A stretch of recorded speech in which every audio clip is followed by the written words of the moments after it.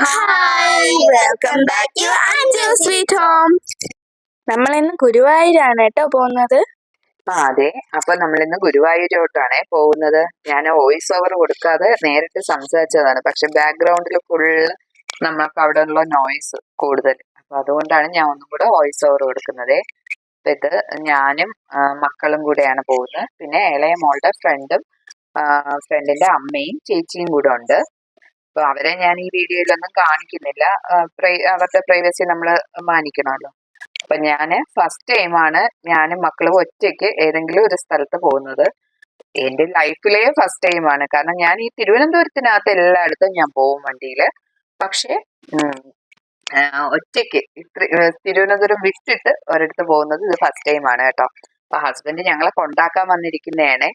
12:20 തിരുവനന്തപുരത്ത് എത്തുന്ന ചെന്നൈയിൽ നിന്ന് വരുന്ന ഗുരുവായൂർ എക്സ്പ്രസ്സിലെ അതിലാണ് ഞങ്ങൾ പോകാൻ ടിക്കറ്റ് എടുത്തിരിക്കുന്നത്. അപ്പൊ ബർത്തൊക്കെ ബുക്ക് ചെയ്താണ് പോകുന്നത്. അതിൽ കയറി കിടന്ന് രാവിലെ ആകുമ്പോഴത്തേക്ക് ഗുരുവായൂർ എത്തും. പക്ഷെ എങ്കിലും ഒറ്റയ്ക്ക് പോകുന്നതിന്റെ നല്ല പേടിയുണ്ടായിരുന്നു എനിക്ക് കേട്ടോ. അങ്ങനെ നമ്മൾ കാത്തിരുന്ന് 12:20 തന്നെ നമ്മുടെ ട്രെയിൻ എത്തിയിട്ടുണ്ട് കേട്ടോ.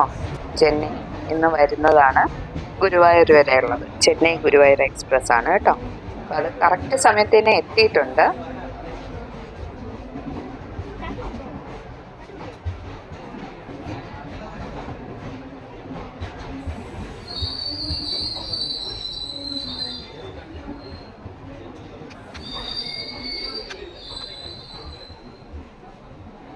പണി കിട്ടി ഫ്രണ്ട്സ്, പണി കിട്ടി. 12:20 വണ്ടി എടുക്കുമെന്ന് പറഞ്ഞിട്ട് ഇപ്പോൾ പറയുന്നു 2 മണിക്ക് ശേഷമേ വണ്ടി എടുക്കുള്ളൂ. ഞങ്ങൾ കട്ട പോസ്റ്റാണ്. അങ്ങനെ നമുക്ക് അവിടുന്ന് 2:30 വണ്ടി എടുത്തത്. 9:35 നമ്മൾ ഗുരുവായൂർ എത്തിയിട്ടുണ്ട് കേട്ടോ. ഇനി നേരെ നമ്മൾ ബുക്ക് ചെയ്തിരിക്കുന്ന ഹോട്ടലിലേക്ക്. രാധയും ഗസ്റ്റ് ഹൗസ് ആണ് നമ്മൾ ബുക്ക് ചെയ്തത്. അപ്പൊ നല്ല അടിപൊളി ഒരു ഹോട്ടലാണ്. അങ്ങോട്ടൊക്കെ പോകുന്നവർക്ക് അത്യാവശ്യം നമുക്ക് അമ്പലത്തിലേക്ക് നടന്നു പോകാവുന്ന ദൂരമേ ഉള്ളൂ.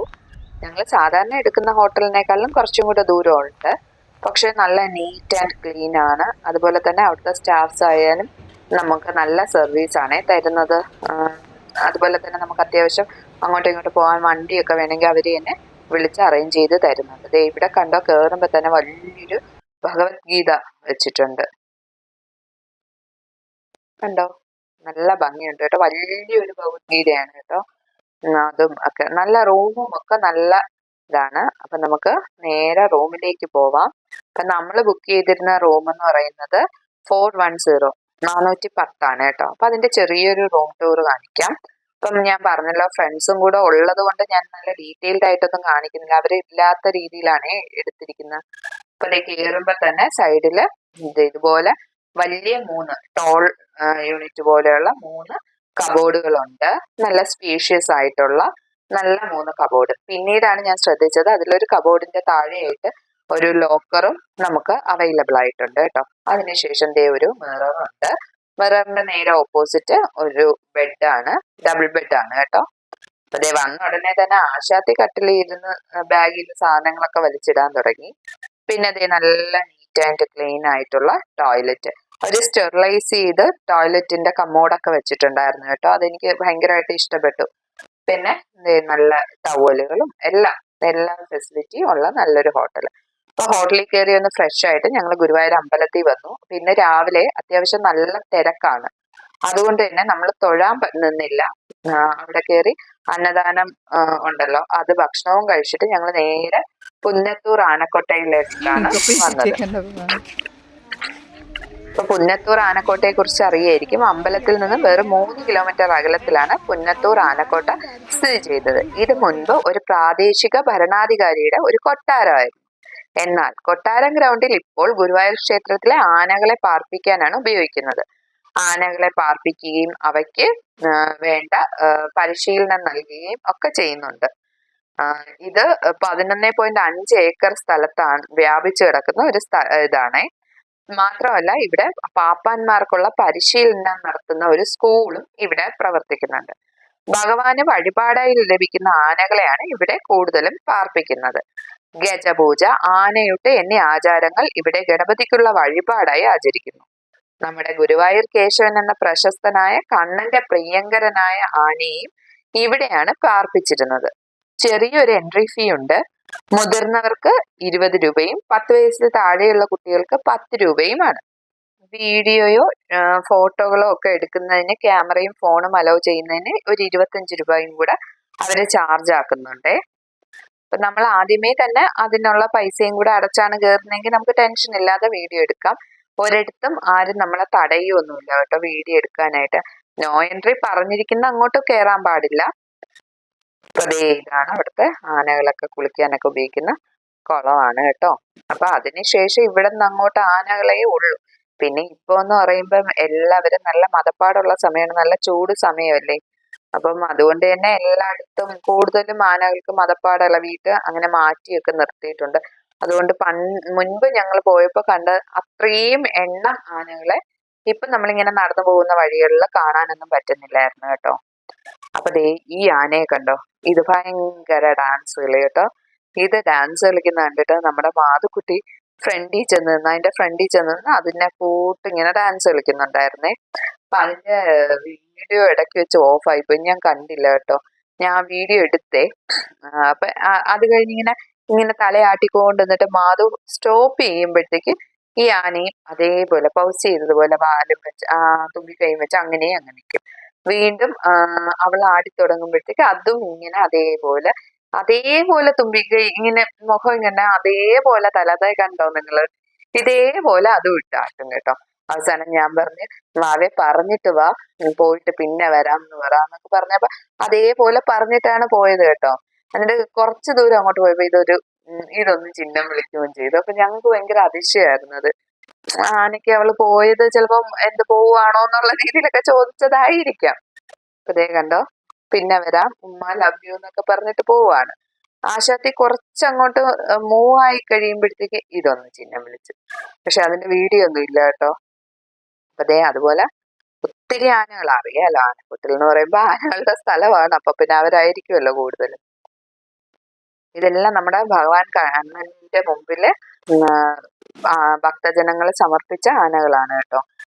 ഞാൻ നേരത്തെ പറഞ്ഞല്ലോ, ഇവിടെ ആനയൂട്ട് അതുപോലെ ഗജപൂജ തുടങ്ങിയ ആചാരങ്ങൾ ഇവിടെ നടത്തുന്നുണ്ട് കേട്ടോ. അതുപോലെ തന്നെ നമ്മുടെ ഈ പുന്നത്തൂർ ആനക്കൊട്ടിലിനുള്ളിലായിട്ട് ഭഗവതിയുടെ സങ്കല്പത്തിൽ ഒരു ക്ഷേത്രവും ഉണ്ട് കേട്ടോ. നമ്മളത് കേറുന്ന ഭാഗത്താണ്. അത് ഇതില് വന്നിട്ടില്ല, ഞാൻ വീഡിയോ എടുത്തതിൽ വന്നിട്ടില്ല കേട്ടോ. അപ്പൊ അങ്ങനെ ചെറിയൊരു അമ്പലവും ഒക്കെ ഉണ്ട്. അപ്പൊ അങ്ങനെ ദേ നമ്മുടെ ആനക്കുട്ടന്മാരെയൊക്കെ കണ്ട് നമ്മൾ അങ്ങനെ നടന്നു പോവുകയാണ്. കുറച്ചു ദൂരം ഉണ്ട്. ചൂടായതുകൊണ്ട് ഞാൻ പറഞ്ഞല്ലോ, നേരത്തെ പോലെ അത്രയ്ക്കും ഒന്നും ഇല്ല. ആനകളുടെ എണ്ണം കുറവാണ്. പിന്നെ ഞങ്ങൾ ഉച്ച സമയത്താണല്ലോ പോയത്, അതുകൊണ്ട് തന്നെ ഞങ്ങൾക്ക് വേറെ വലിയൊരു ജനത്തിരക്കൊന്നും ഇല്ലായിരുന്നു. ചൂടായതുകൊണ്ട് അധികം ആരും ഈ സമയത്ത് വരത്തില്ല. ഒന്നീ രാവിലെ വന്നിട്ട് തിരിച്ചു പോകും. ഞങ്ങൾ വരുമ്പോ മിക്കവരും തിരിച്ചു പോകുന്നതായിരുന്നു. പാപ്പം വെച്ച് നിർത്തിയിരിക്കണ ഒരു കമ്പ് മതി എന്നെ നിലയ്ക്ക് നിർത്താൻ. വലിയ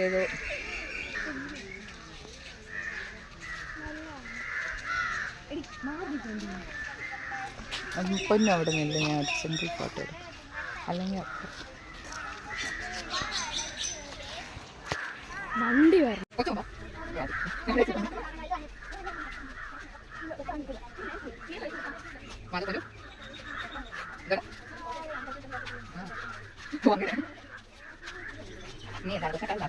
ആനയ്ക്ക് പിടിക്കാൻ എളുപ്പമുണ്ട്, അകത്തൂടെ കയറിക്കൂടെ.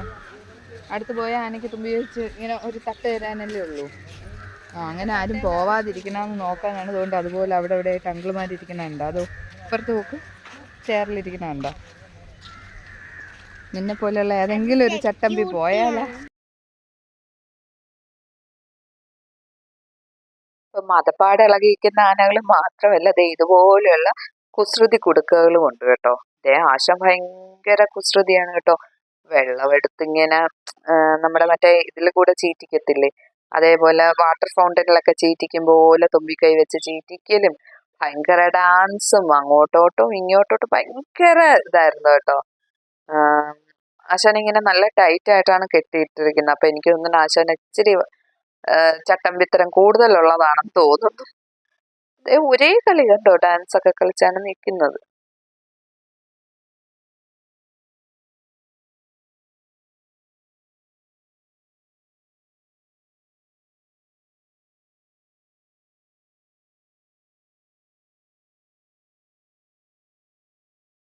അപ്പൊ ഈ നോ എൻട്രി ബോർഡ് വെച്ചിരിക്കുന്നതിന്റെ ഉള്ളിലോട്ട് ഒരുപാട് ആശാന്മാർ നിൽപ്പുണ്ട്. അവരെല്ലാം മതപ്പാടുള്ളവിയിട്ട് ഭയങ്കര വയലന്റ് ആയിട്ടുള്ള ആനകളെയാണ് ഇതിന്റെ ഉള്ളിലോട്ട് മാറ്റി നിർത്തിയിരിക്കുന്നത് കേട്ടോ. അപ്പൊ ആൾക്കാരെ കണ്ടാൽ കൂടുതൽ വയലന്റ് ആവും. അതാണ് ആ സാറ് പറഞ്ഞ, സെക്യൂരിറ്റി സാർ പറഞ്ഞ ആ ഒറ്റക്കൊമ്പൻ ഒരാളെ കൊന്നിട്ട് നിൽക്കുന്ന ആളാണ്. അപ്പൊ അത് കഴിഞ്ഞ് നമ്മൾ ഇങ്ങോട്ട് വരുമ്പോഴത്തേക്ക് ഇതേ ഇവിടെ ഒരാളെ ആളുടെ പാപ്പാൻ നിന്നിട്ട് പഠിപ്പിക്കുകയാണ് കേട്ടോ. അവരുടെ രീതിയിൽ പഠിപ്പിക്കുകയാണ്.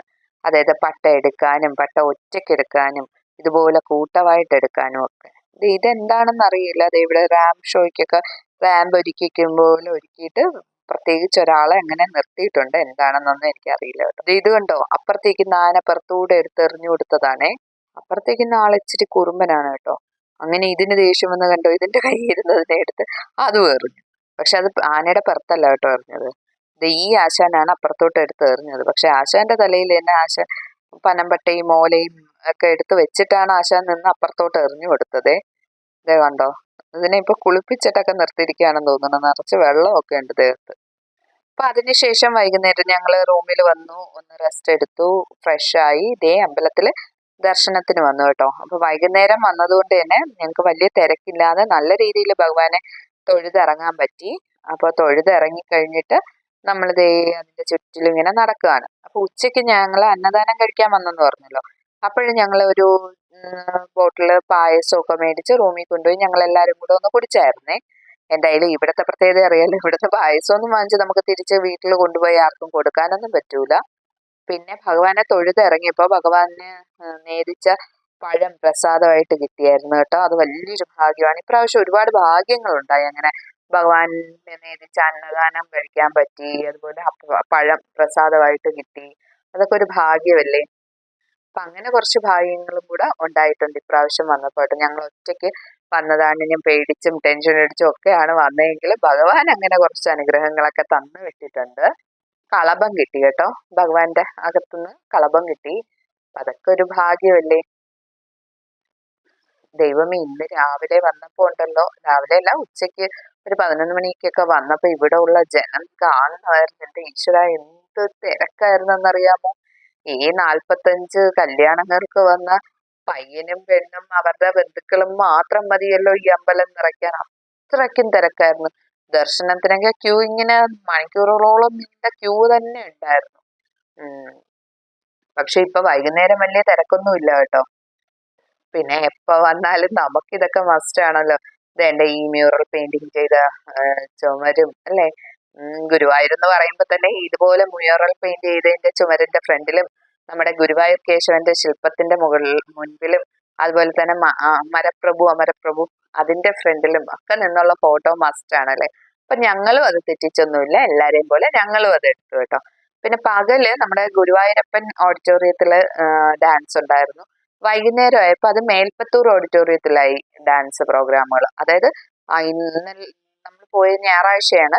ഞായറാഴ്ച കംപ്ലീറ്റ് പ്രോഗ്രാമുകളായിരുന്നു. ഇഷ്ടം പോലെ ഈ ഡാൻസേഴ്സ്, കുട്ടികൾ ഇങ്ങനെ ഭരതനാട്യത്തിനും മോഹിനിയാട്ടത്തിനും കുച്ചിപ്പുടിക്കും ഒക്കെ ഒരുങ്ങി അതിന്റെ കോസ്റ്റ്യൂമും ഒക്കെ ഇട്ട് ഇതേ കണ്ടോ, പ്രോഗ്രാം ഇപ്പോഴും നടക്കുന്നുണ്ട്. ഇങ്ങനെ അതുവഴി ഇങ്ങനെ നടക്കുന്ന സീന് ഫുൾ ടൈം ഉണ്ടായിരുന്നു. പിന്നെ ദേ അത് കഴിഞ്ഞ് നമ്മൾ ഇപ്പുറത്തെ കിഴക്കേ നടയിൽ വരണമായിരുന്നല്ലോ, വന്ന് ഭഗവാനെ ഫ്രണ്ടിൽ നിന്നൊന്ന് കാണണം. അപ്പൊ അങ്ങനെ ഫ്രണ്ടിൽ കൂടെ വന്നു. അതുപോലെ തന്നെ നമ്മുടെ മറ്റേ കല്യാണമൊക്കെ നടക്കുന്ന മണ്ഡപം ഇവിടെയാണ്. ഇതാണ് മേൽപ്പത്തൂർ ഓഡിറ്റോറിയം. അമ്പലത്തിൽ പോയവർക്കൊക്കെ അറിയായിരിക്കുമല്ലോ അല്ലേ. ഇതേ കണ്ടോ, ഇവിടെ നിന്നുള്ള പിക്ചറൊക്കെ മസ്റ്റ് ആണല്ലോ എല്ലാവർക്കും. വേണ്ട, വൈകിട്ടാണെങ്കിൽ അത്യാവശ്യം തിരക്കുണ്ട്, എങ്കിലും നമുക്ക് നന്നായിട്ട് തൊഴാൻ പറ്റും കേട്ടോ. തുറക്കുന്ന സമയത്ത് തന്നെ വന്നുകൊണ്ടാണെന്ന് തോന്നുന്നു. ദേ ഈ നിരന്നിരിക്കുന്നതാണ് കല്യാണം നടക്കുന്ന മണ്ഡപം. ദേ അവിടെയൊക്കെ നിന്ന് അതൊക്കെ ഒന്ന് കാണിച്ചു കൊടുത്തു കൂടെ വന്ന ഫ്രണ്ടിനൊക്കെ. അതിനുശേഷം നമ്മൾ സ്ഥിരമുള്ള നമ്മുടെ യൂഷ്വൽ ആയിട്ടുള്ള ആ ഫോട്ടോ സെക്ഷനിലേക്ക് പോയി കേട്ടോ. ഫോട്ടോസ് ഒക്കെ എടുത്തു. പിന്നെ ഞാൻ പ്രത്യേകിച്ചൊന്നും മേടിക്കാനൊന്നും പോയില്ല. അതേ കണ്ടോ, ഡാൻസ് പോകുന്നത് കുട്ടികളൊക്കെ ഒരുങ്ങി. മോഹിനിയാട്ടവും കേരള നടനവും ഒക്കെ ഉണ്ട് കേട്ടോ, ഭരതനാട്യവും ഒക്കെ ഉണ്ടായിരുന്നു. അപ്പൊ അത് കഴിഞ്ഞ് നമ്മൾ എല്ലായിടത്തും നിന്ന് ഫോട്ടോയൊക്കെ എടുത്തിട്ടാണ് നമ്മൾ തിരിച്ച് റൂമിലേക്ക് പോയത്. രാത്രി 11:15 നമുക്ക് ഗുരുവായൂരിൽ നിന്ന് തിരിച്ച് തിരുവനന്തപുരത്തേക്കുള്ള ട്രെയിന്. ഇതും തിരിച്ച് ചെന്നൈയിൽ പോകുന്ന ട്രെയിനാണ്. അപ്പൊ ലാസ്റ്റ് എത്തുന്ന സ്റ്റോപ്പ് അല്ല ട്രിവാൻഡ്രം. അപ്പൊ 5:20 നമുക്ക് ട്രിവാൻഡ്രം എത്തുമെന്നാണ് നമ്മുടെ ടിക്കറ്റിലൊക്കെ ഉണ്ടായിരുന്നത്. അപ്പൊ അതുകൊണ്ട് ഞാൻ ഒരു 5 മണിക്കൊക്കെ ഫോണിൽ അലാം വെച്ചിട്ടാണ് കിടന്നത്. രാവിലെ 5 മണിയായപ്പോ തന്നെ എണീറ്റ് റെഡിയായി ഇറങ്ങിയിരുന്നു. പക്ഷെ നമ്മുടെ തിരുവനന്തപുരത്ത് എത്തിയത് 6:23 കാരണം എന്താ വെച്ചാൽ ഇടയ്ക്ക് നമ്മൾ ആറ്റിങ്ങലിന് ശേഷം തന്നെ ഒരു 2 പ്രാവശ്യം വണ്ടി പിടിച്ചിട്ടു. ഒന്ന് മെട്രോയ്ക്ക് പോകാനും പിന്നെ ഒന്ന് വേറെ ഏതോ ഒരു വണ്ടിക്ക് പാസ് ചെയ്യാനും വേണ്ടിയിട്ട് പിടിച്ചിട്ടു. അപ്പൊ ഞങ്ങളുടെ ഫസ്റ്റ് ടൈമുള്ള അമ്മയും മക്കളും കൂടെ ഉള്ള ഒരു യാത്രയായിരുന്നു. അപ്പൊ ഈ വീഡിയോ കണ്ട് നിങ്ങൾക്ക് ഇഷ്ടപ്പെടുകയാണെങ്കിൽ നിങ്ങൾ ലൈക്ക് ചെയ്യണേ. അതുപോലെ തന്നെ നിങ്ങളുടെ അഭിപ്രായം താഴെ കമന്റ് ബോക്സിൽ കമന്റ് കൂടെ ചെയ്യണേ. അതുപോലെ നിങ്ങളുടെ ഫ്രണ്ട്സിനും ഫാമിലിക്കും ഒന്ന് ഷെയർ ചെയ്തിട്ട് തന്നെ ഒന്ന് സപ്പോർട്ട് കൂടെ ചെയ്യാൻ മറക്കല്ലേ. ഇതുവരെ ചാനൽ സബ്സ്ക്രൈബ് ചെയ്യാതെയാണ് വീഡിയോ കാണുന്നതെന്നുണ്ടെങ്കിൽ താഴെ കാണുന്ന സബ്സ്ക്രൈബ് ബട്ടൺ കൂടെ ഒന്ന് പ്രസ് ചെയ്തേക്കണേ. അപ്പൊ ഇനി ഇതേ മോൾ അവിടെ കിടപ്പുണ്ട്, ഞങ്ങളും കയറി കിടന്ന് ഉറങ്ങട്ടെ, രാവിലെ കാണാം. അപ്പൊ ഇത് രാവിലെ 6:23 ആയപ്പോ നമ്മുടെ തമ്പാനൂര് റെയിൽവേ സ്റ്റേഷനിൽ ട്രെയിൻ ഇറങ്ങി. നമ്മുടെ ഇന്ത്യൻ കോഫി ഹൗസും നമ്മുടെ KSRTC ബസ് സ്റ്റാൻഡും ഒക്കെ കണ്ടപ്പോ തന്നെ ഒരു സന്തോഷം, സമാധാനം. അപ്പൊ ഇനി ഞങ്ങൾ നേരെ വീട്ടിൽ പോട്ടെ. മറ്റൊരു നല്ലൊരു വീഡിയോ ആയിട്ട് നമുക്ക് വീണ്ടും കാണാം. അതുവരേക്കും എല്ലാവർക്കും bye. Thank you for watching.